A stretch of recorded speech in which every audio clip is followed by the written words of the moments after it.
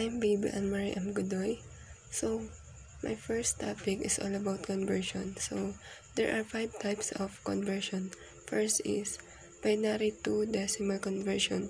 So, binary to decimal conversion is that to convert a number in a binary number system to number in a decimal number system. It is very necessary to understand the binary to decimal conversion for computer programming application.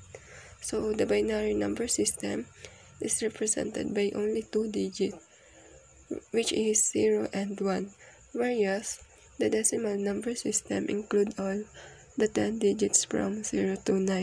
So, this is the table of binary to decimal. Example naman ng binary to decimal ay 11011 base to 2 decimal.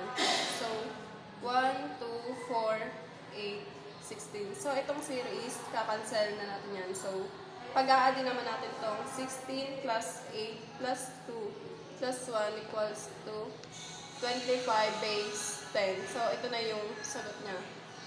Another example ay 1011 base to 2 decimal. So, 1, 2, 4, 8. So, itong 0 is cancel na siya kasi wala na siyang value. Then, pag-a-add naman natin itong 8 plus 2 plus 1 equals 11 base 10. So, ito, kaya naman to 1, 2, 4, 8 is base siya dun sa table. Next is decimal to hexadecimal. So, this is the table of decimal to hexadecimal. Example, 50 base 10 to decimal. So, yung 50 is ibababa natin, then i-divide sa 16. So, 50 divide 16 equals to 3.125.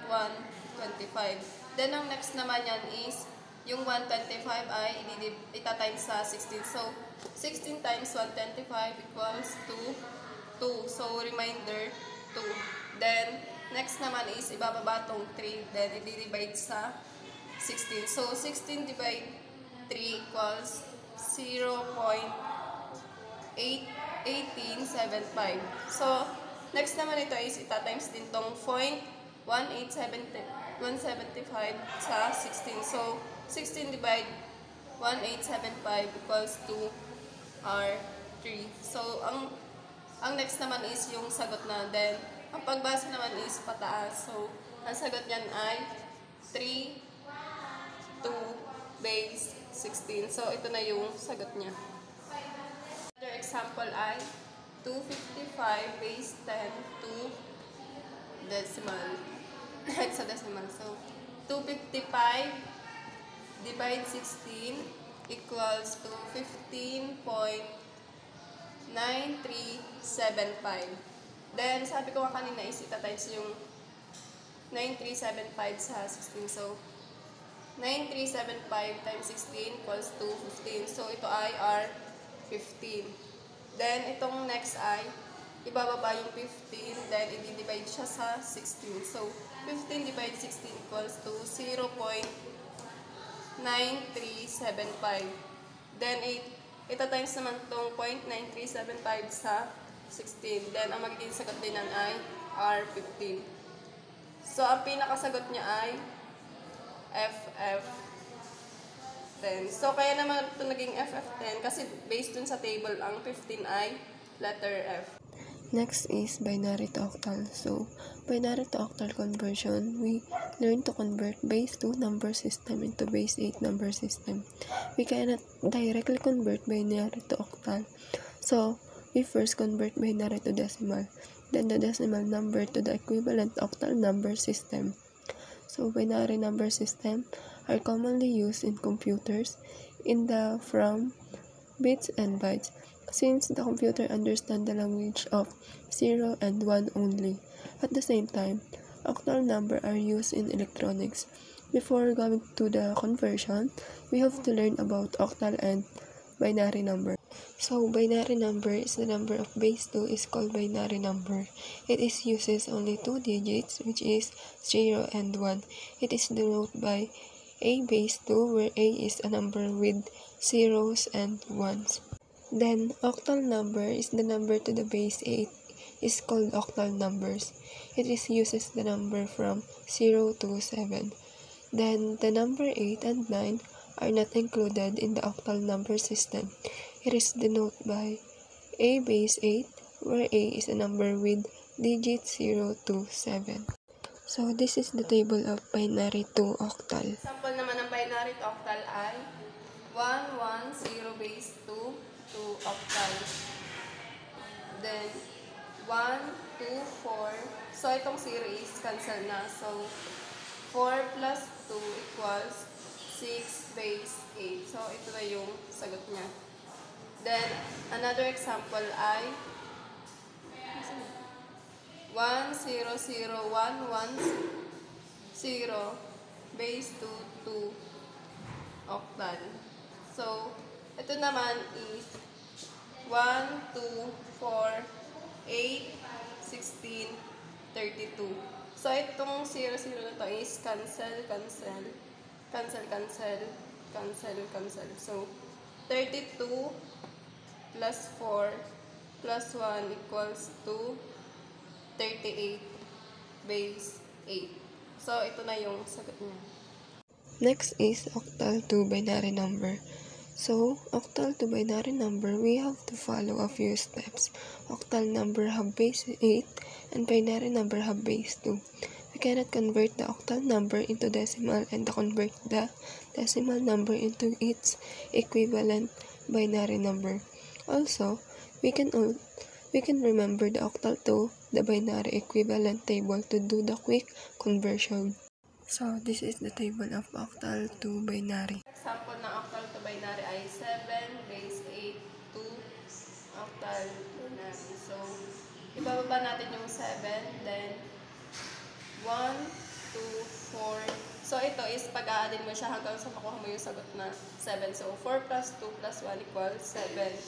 So, ito is 1, 1, 1. So, ang pinakasagot niya ay 1, 1, 1 base 2. So, ito na yung sagot niya. Next example is 63 base 8 to binary. So, bababa ulit natin yung 63, then 1, 2, 4, then 1, 2, 4. So, hahanapin ulit natin yung sagot hanggang sa magiging 6 siya. So, 4 plus 2 equals 6. So, ito ay 1, 1. Then, ito hindi nagamit ay 0. Then, 2 plus 1 equals 3. So, ito ay 0, 1, 1. So, ang magiging sagot na 1, 1, 0, 0, 1, 1 base 2. So, ito na yung sagot niya. Last is hexadecimal to decimal. This is the table of hexadecimal to decimal. Ang example naman ng hexadecimal to decimal ay F base 16 to decimal. So, ito ay 16 raised to 0, then 16 raised to 1. Then, ang sunod naman ito is yung letter F. So, ang letter F sa table ay number 15. So, 15 times 16 raised to 1 plus 15 times 16 raised to 0. So, ang next naman yan ay pagtatimesin mo to sa sarili niya. So, 16 times 1 is, wala na yan. So, ang mangyayari dyan ay 15 times 16 is 240 plus 15 times 16 equals 15. So, ang sagot niya ay 255 base 10. Another example ay A, B, C, base 16 to decimal. So, 16 raised to 0, 16 raised to 1, then 16 raised to 2. So, ang A sa table ay 10. So, 10 times 16 raised to 2 plus, ang letter B naman ay 11. So, 11 times 16 raised to 1 plus, ang C naman ay 12. So, 12 times 16 raised to 0. Then, ang next naman yan is pagtatimesin mo. So, 10 times 16 is 2,560 plus 11 times 16 is 176 plus 12 12 times 16 raised to 0 is 12. So, 2,560 plus 176 plus 12 equals to 2,748 base 10. So, ito na yung sagot niya. Next topic is sum of product and product of sum. So, sum of product or SOP is the method of simplifying the Boolean expression of logic gates. In this SOP, from Boolean function presentation, the variables are operated by and to form of a product term, and all these product terms are or together to get the final function. Then the product of sum or POS form is a product of sum form is a method of simplifying the Boolean expression of logic gates. In this form, all these variables are or written as sum of form sum terms. Ang example naman ng SOP ay A times B plus C times D. Then, P times Q plus R times S. So, then sa POS naman ay A plus B times C plus D. Then, the next is M plus N times O plus P. My last topic is color code reading. So, in electronics, color code reading refers to the system of identifying the value of a resistor by interpreting the colors of the bands painted on it, where each color corresponds to a specific digit or multiplier. So, there are the key points about color code reading. First is reading direction. Always read the bands from the left to right. Second is first two bands represent the significant digit of the resistance value. Third is third band indicates the multiplier on how many zeros to add. Then last is fourth band represent the tolerance level of the resistor. So this is the color code reading table. Ang example ng color code reading ay brown, black, red, and gold. So, sa first digit, ang brown ay 1, then ang black ay 0, then times 100 ohms. Then ang gold naman ay positive, negative 5%. So, dito, ito-times mo yung 10 times 100. 100 is 1,000 ohms, positive, negative 5%. So, ito na yung sagot niya. The next example is green, blue, yellow, and gold. So, ang first digit is 5, then ang blue ay 6 times 10K ohms. Then, ang gold naman ay positive, negative 5%.